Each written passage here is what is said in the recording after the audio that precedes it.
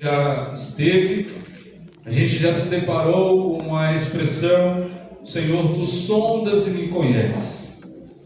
Isso reflete exatamente parte daquilo que sentimos e sabemos do nosso Deus.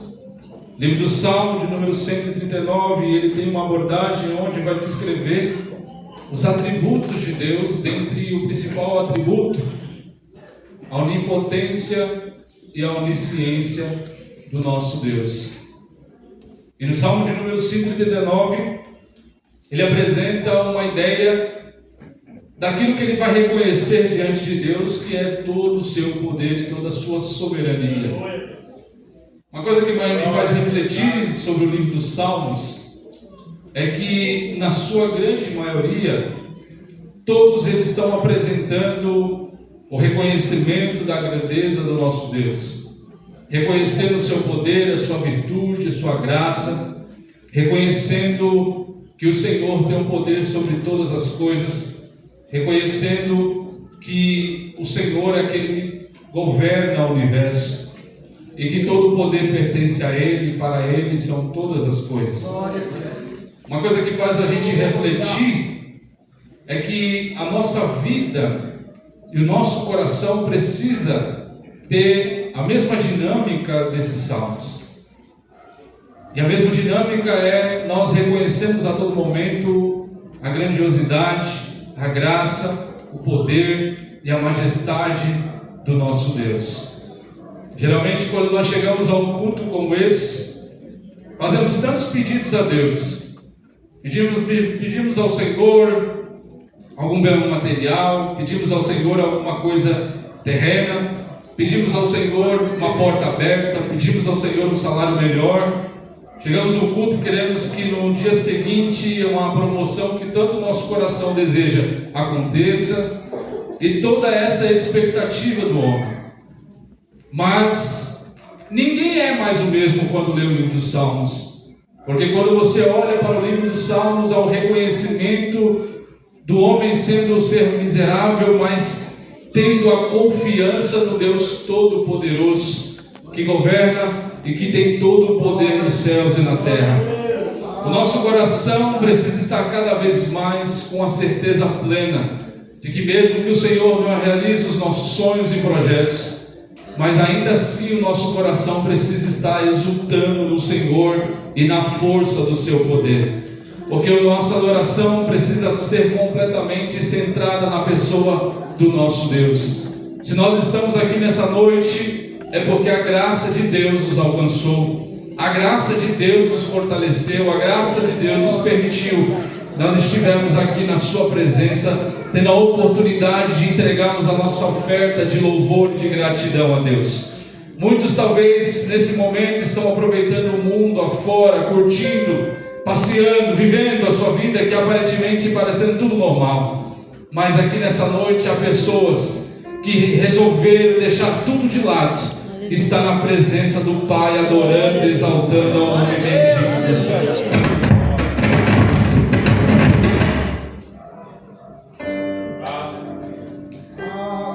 Quando eu penso no livro de Salmo 139, Senhor, tu sondas o meu coração e me conheces.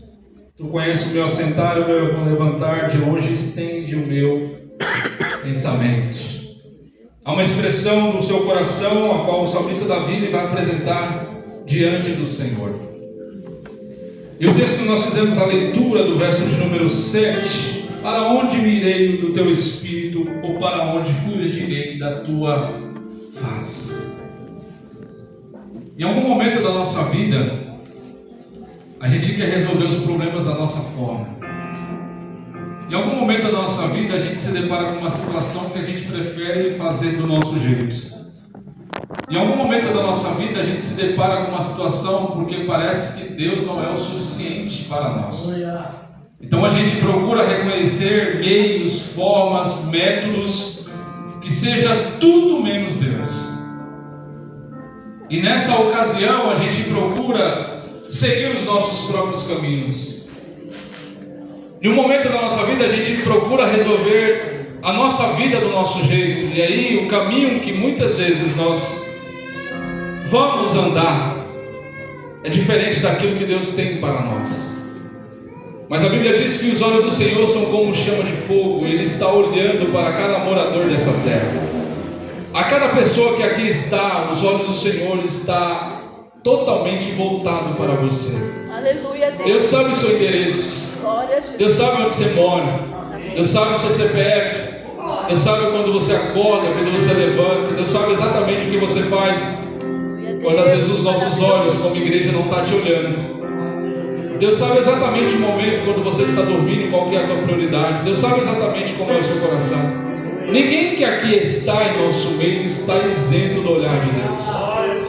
Quando a Bíblia diz que os olhos do Senhor são como chama de fogo, significa que os olhos do Senhor estão fixados de forma ardente em nossa vida. Muitas vezes nós se deparamos em um momento que a gente acha que Deus não está nos vendo. A gente chega um momento da nossa vida que a gente acha que Deus não está nos enxergando. Muitas vezes a gente se comporta achando que Deus não está nos vendo. E na verdade Deus está vendo a cada um, a cada movimento. Mas o que impressiona Davi não é pelos movimentos ou pensamentos que vão acontecer, ou de repente a ação de Deus ao olhar por aquilo que aconteceu. Mas o que chama a atenção de Davi é que Deus, Ele conhece as coisas antes mesmo de ela acontecer. Aleluia. Deus sabe exatamente do que a gente vai pensar daqui a uma fração de 30 segundos. Deus sabe exatamente o que nós vamos fazer quando acabar esse culto. Por mais que você venha falar, eu vou chegar na minha casa, eu vou esquentar minha janta, vou ligar a televisão, vou aproveitar minha família, os últimos momentos do domingo. Antes disso acontecer, Deus já sabe no seu poder, na sua eternidade, o que vai acontecer. Aleluia. Deus sabe exatamente o que vai acontecer daqui a um momento. E a Bíblia diz que no piscar de olhos, o Senhor vai vir buscar a sua igreja. Sabe o que significa? Que antes mesmo que o homem faça algo, ele vai fazer antes. Porque o passo de Deus está à frente do nosso. Davi reconhece uma coisa que chama a atenção se você notar no pormenor. Porque ele começa a entender que a onipresença de Deus, a onisciência de Deus, ela transcende o conhecimento humano. Ela transcende o conhecimento de cada um de nós. Em algum momento da nossa vida a gente demonstra em ações, em comportamentos, de uma forma que Deus não estivesse observando absolutamente nada. E digo para vocês, Deus não pode ser pego de surpresa. Ninguém pega Deus de surpresa. Nenhuma situação pode acontecer fora do controle que Deus, Ele não esteja vendo e não esteja no controle. Aleluia. O mal da nossa geração é imaginar que Deus, Ele errou por algum momento, ou não deveria ter feito tal coisa, porque se acontecesse aquilo, poderia ter evitado. Quantos de nós já se deparou com alguma coisa da nossa vida que a gente tentou corrigir Deus, dizendo: Senhor, se o Senhor tivesse feito assim, talvez as coisas não teriam dessa forma. Eu falo isso por experiência na minha vida. Algo na minha vida marcou de tal forma que eu, quando estava no trabalho, escondido de todos da empresa, estava isolado num canto, num cantinho que eu colocava de oração. E ali eu batia na parede, esmurrava a parede e dizia assim: o Senhor errou. Julgue-me se me quiser. Você acha que Deus me responde?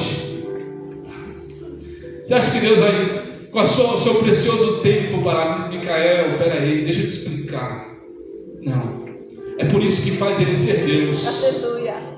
Porque Ele não deve satisfação a cada um de nós. Aleluia. O que Deus Ele precisa fazer na nossa vida, Ele não precisa ficar justificando.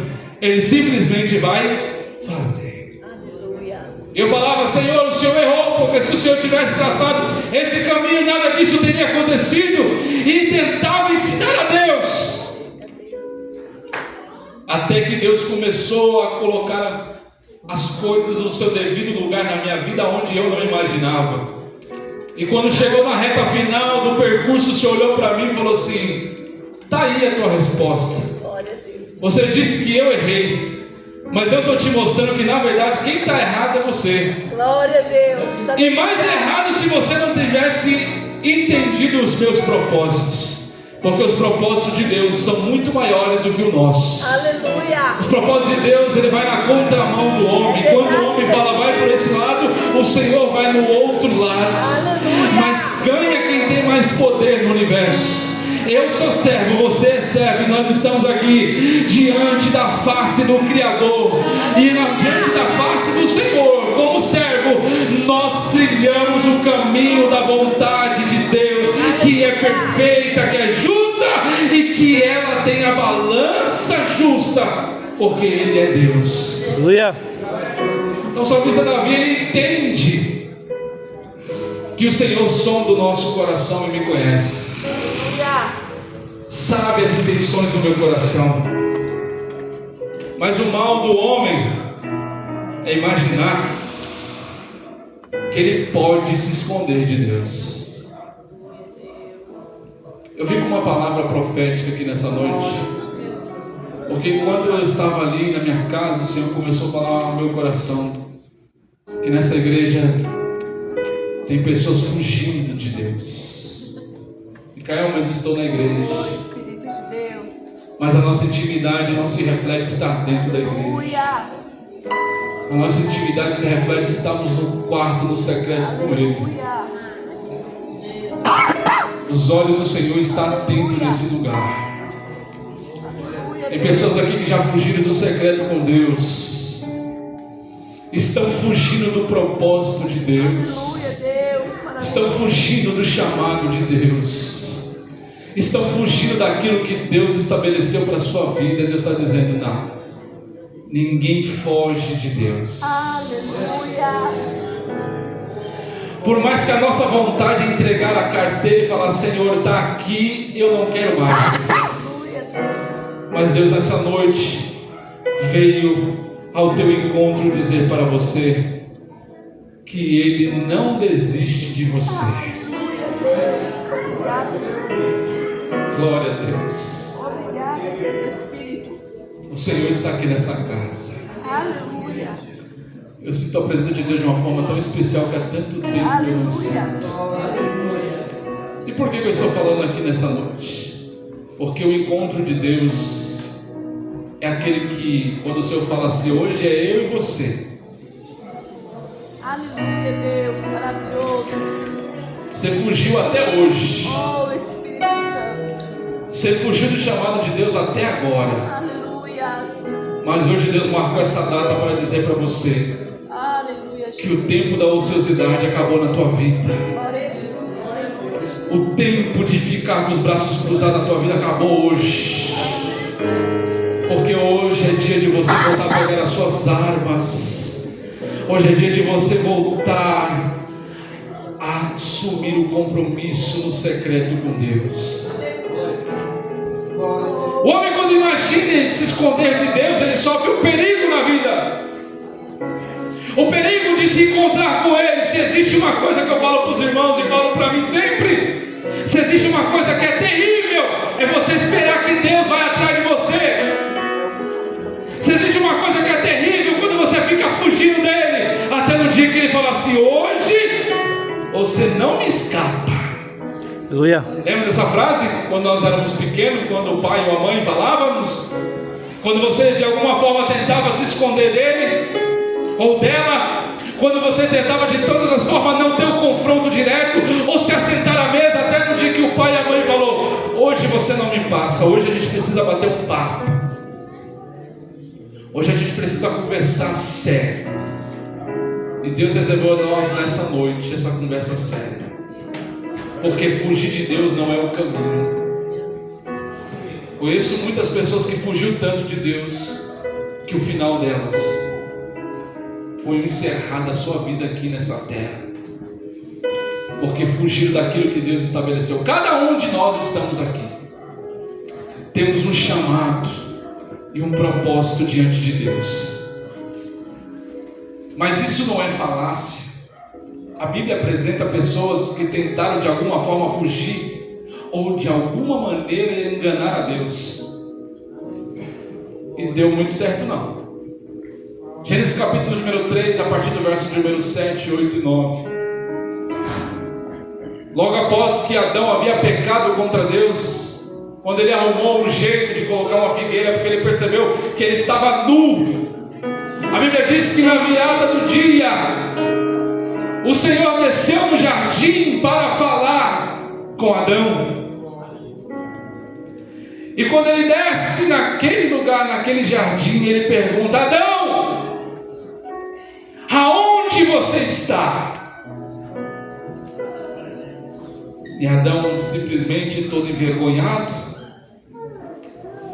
porque havia desobedecido a Deus: Senhor, estou aqui. Está se escondendo, Adão?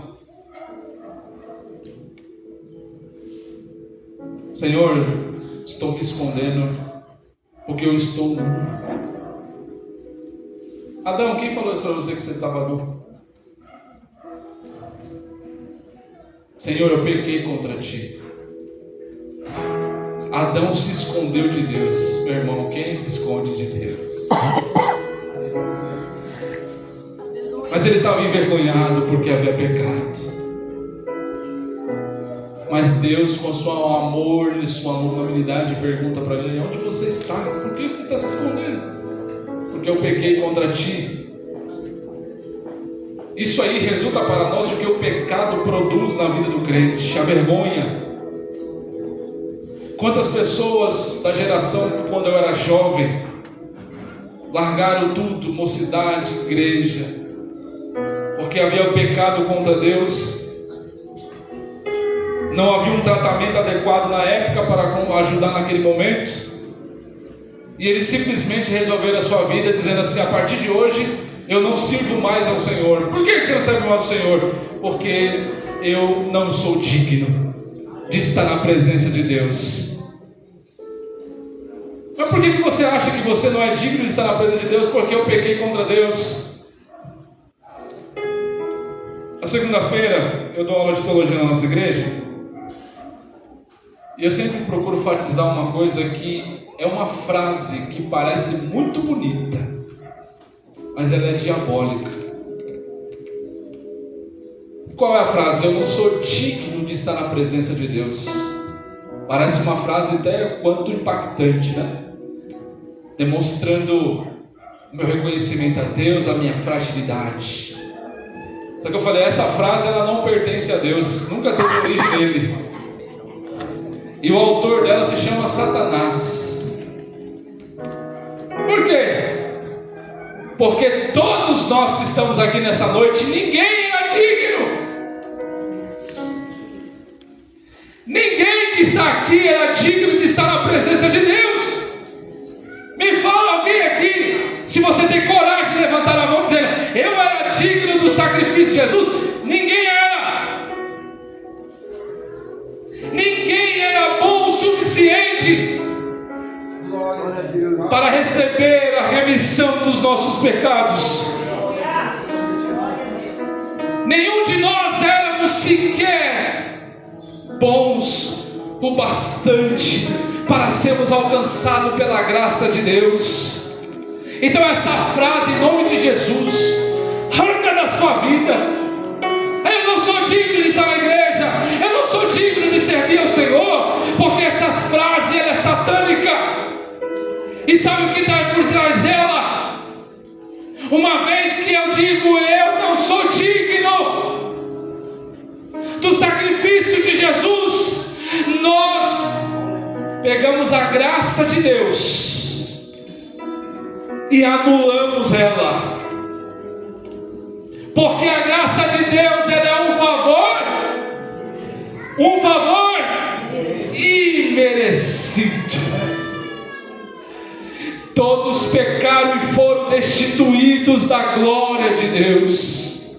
Mas João 3,16 vai dizer que Deus amou o mundo de tal maneira que deu o seu Filho unigênito, para que todo aquele que nele crê não pereça, mas tenha a vida eterna. Ninguém merecia a graça graça de Deus, mas Deus, pelo seu bendito amor, deu seu Filho unigênito para morrer por cada um de nós. Ninguém era sequer digno de estar na presença de Deus, mas foi o sacrifício de Jesus que nos habilitou para estarmos na presença de Deus. Então o inimigo vai tentar de todas as formas dizer para você: você não é digno de estar na presença de Deus. É mentira de Satanás.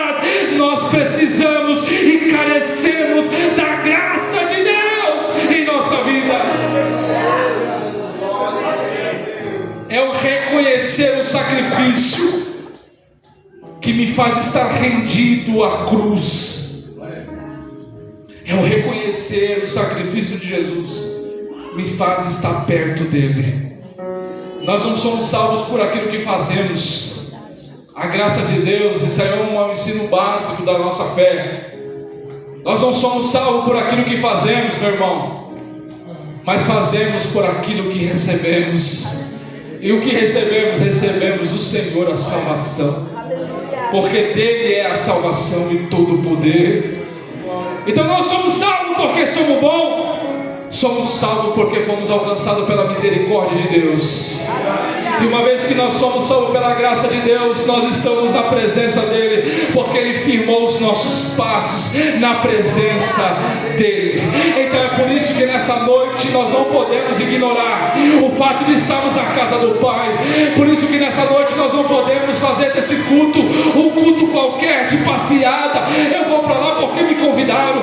Nós fazemos esse culto, o melhor culto, porque logo em breve nós estaremos na presença do Deus Todo-Poderoso, o leão da tribo de Judá, a raiz de Davi. Então nessa noite dê o seu melhor, então glorifique a Ele, exalte a Ele, porque nós fomos alcançados pela graça de Deus.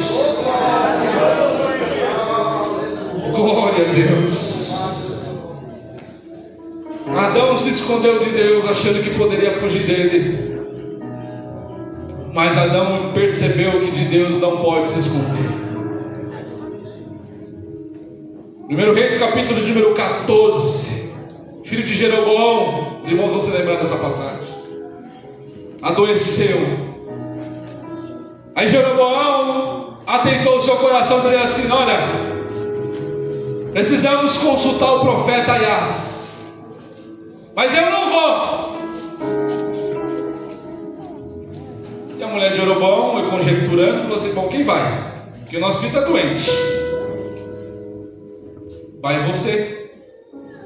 Como que vai eu? Olha, eu tenho um jeito aqui para a gente resolver esse negócio. O profeta Aias, ele está cego e velho, então vai ficar fácil de enganar o profeta. O que você vai fazer? Olha, você vai usar as minhas roupas, vai usar o meu perfume, vai usar as minhas vestes, vai se comportar como eu me comporto e se apresenta diante do profeta. E o profeta vai falar exatamente o que vai acontecer com o nosso filho. Aí a mulher: ótimo, nós vamos lá falar com o profeta. Estava a mulher do profeta, se arrumou, se perfumou, se ajeitou, já até se ajeitou a forma como se apresentaria diante do profeta. E o profeta está lá orando ao Senhor. Daqui a pouco Deus brada no meio do profeta e fala assim: Aias! Mulher de Jeroboão vai chegar aí. Glória a Deus. Oh Jesus. Tá bom, Senhor? A Bíblia diz então que a mulher do profeta chegou andando igualzinho ele. Jeroboão covarde, porque ele estava se fugindo diante de Deus, achando que poderia enganar o homem de Deus. Daqui a pouco chega ela, quando ela dá os passos, o profeta diz: entra, mulher de Jeroboão. Estava achando que ia enganar? Ninguém engana o Espírito de Deus. Glória a Deus. Eu posso posso estar cego, eu posso estar velho, mas sobre mim é o Espírito Santo de Deus. Ninguém foge aonde está o Espírito Santo de Deus. O Espírito Santo de Deus está aqui nessa noite. Ele sabe o teu nome. Ele sabe exatamente você que já chegou aqui. Eu estou aqui no meu canto. Sabe aquele dia de culto que você quer sentar lá no fundão? Eu vou ficar aqui porque ninguém vai me ver. Meu irmão, meu irmão, quando você entra na casa, o Senhor está bem olhando, dizendo para você: vai porque é lá que eu vou te encontrar, é lá que eu vou falar com você, mas você não vai fugir de mim. Não seja covarde. Chegou um momento da minha vida que eu tentei pendurar a chuteira. Senhor, está aqui, é tanta obstáculo, tantas coisas acontecendo. Eu acho que agora a gente precisa parar.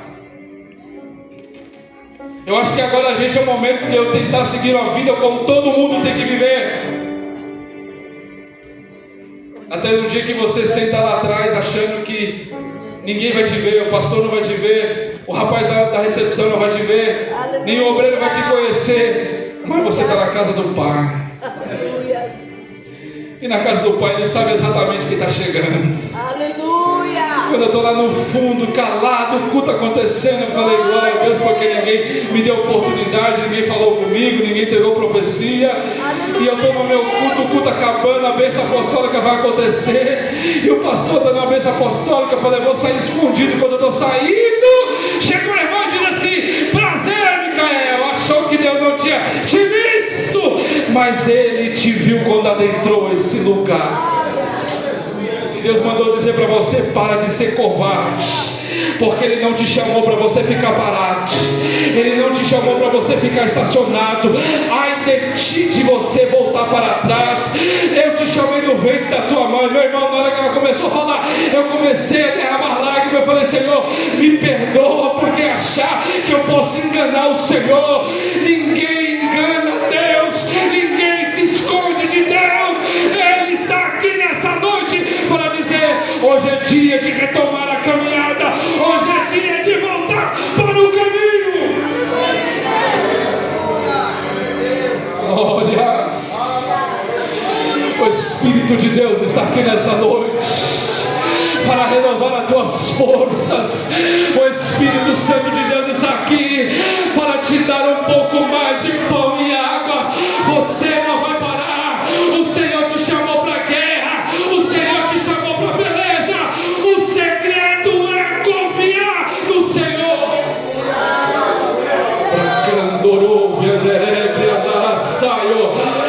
O Espírito de Deus fala conosco nessa noite.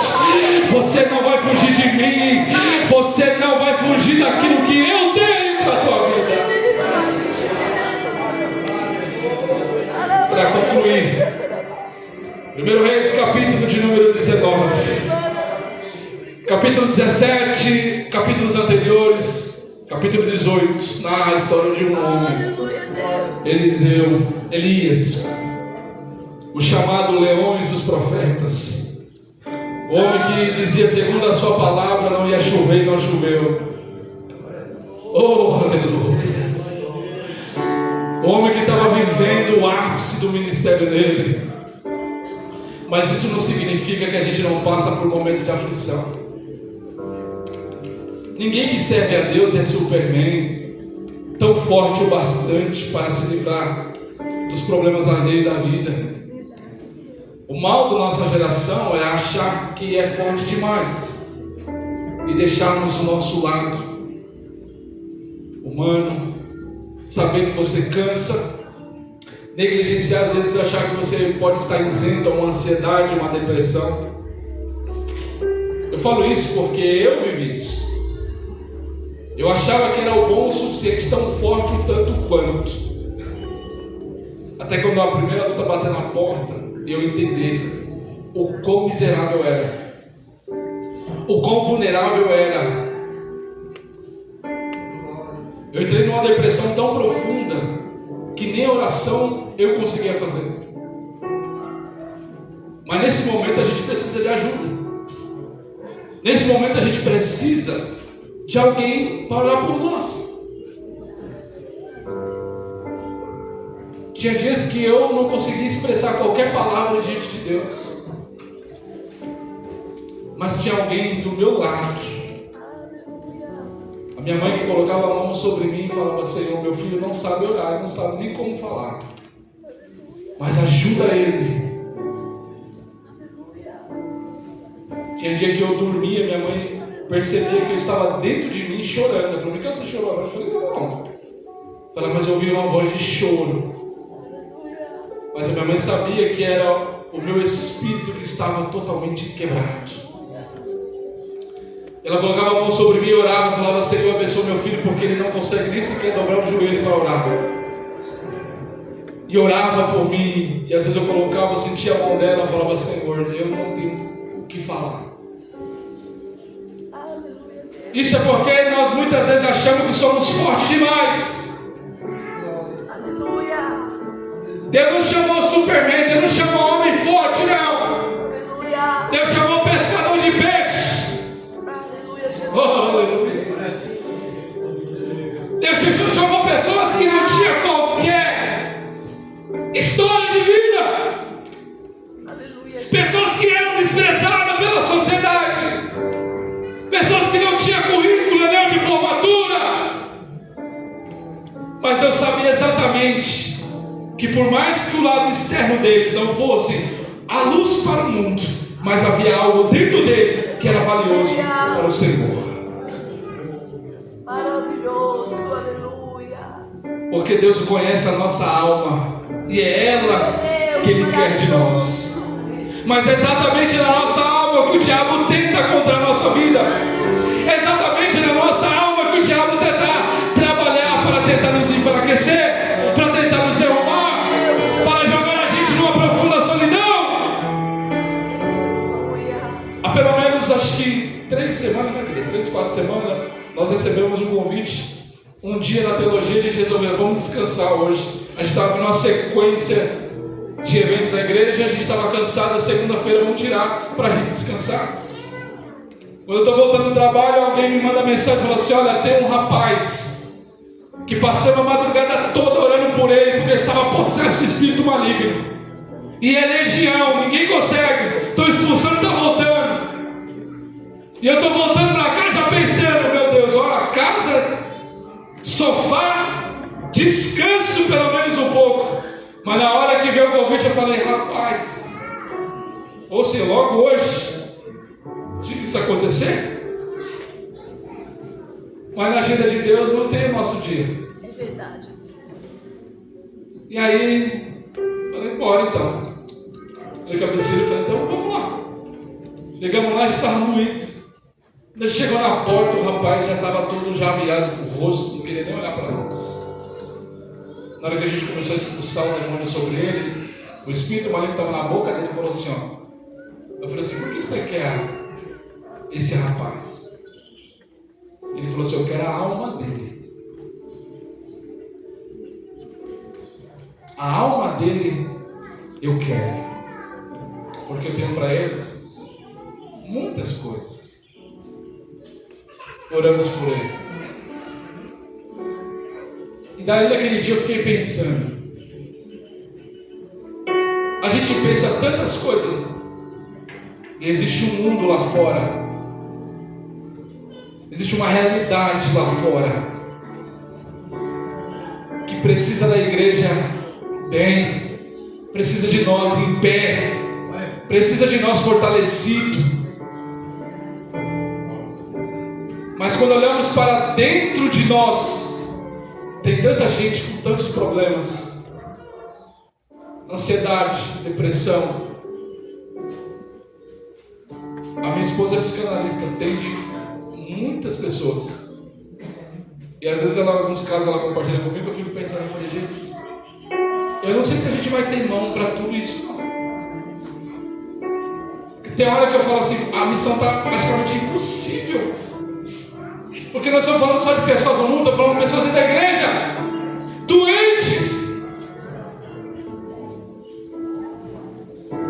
E há uns anos atrás, participando de um seminário, eu falei assim, há muitos anos, antes de estourar tudo que a gente está vivendo hoje, eu falei, nós precisamos olhar por aquilo que está batendo na porta da igreja. Se nós não tomarmos cuidado, vai ser os nossos que vai estar numa cama, numa depressão profunda, e nós não vamos saber fazer nada. E agora chegou. E aí, meu irmão, a gente já não sabe o que fazer. Se ora, se joga para o psicólogo e a gente vai ficar perdido. Sabe que Deus nos mostrou isso? Somos seres humanos também. Somos pessoas sujeitas a sofrimento. Jesus nunca nos prometeu um mar de rosas.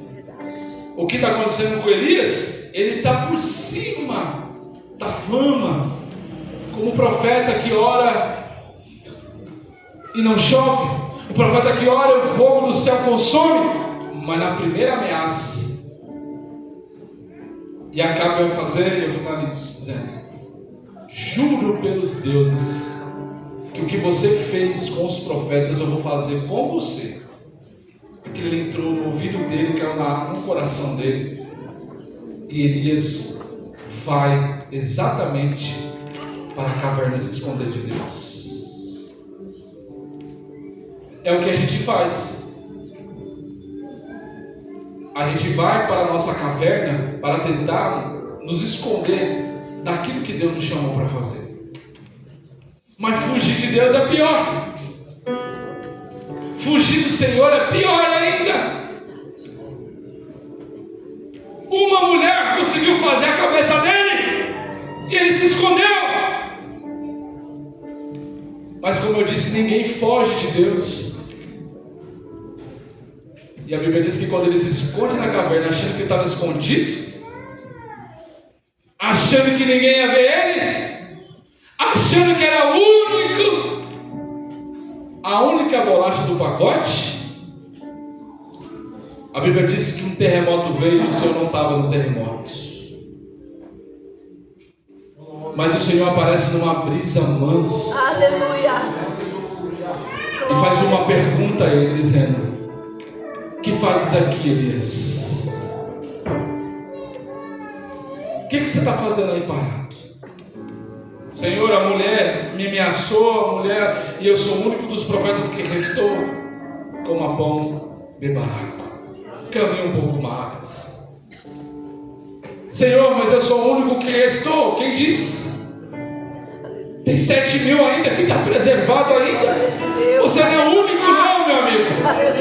Você não é o único que está passando, que está escondido não. Aleluia, Deus. A diferença é que os 7.000 eu escondi, você se escondeu. Os que estão escondidos eu estou cuidando, mas você que está escondido, não tem como eu cuidar, porque não é aqui o teu lugar. O teu lugar é exatamente fazendo a minha vontade. O teu lugar é fazendo exatamente aquilo que eu te chamei para fazer. A minha vontade é que você possa prosseguir para aquilo que eu tenho para a tua vida, em nome de Jesus. Aleluia. Então Davi, ele conclui dizendo: para onde eu fugirei do teu espírito? Para onde eu vou? Não tem para onde ir. Então o que nos basta fazer, Ricardo, é entregar nosso caminho, a nossa vida ao Senhor, porque Ele que cuida de cada um de nós, nos sustentando, nos fortalecendo.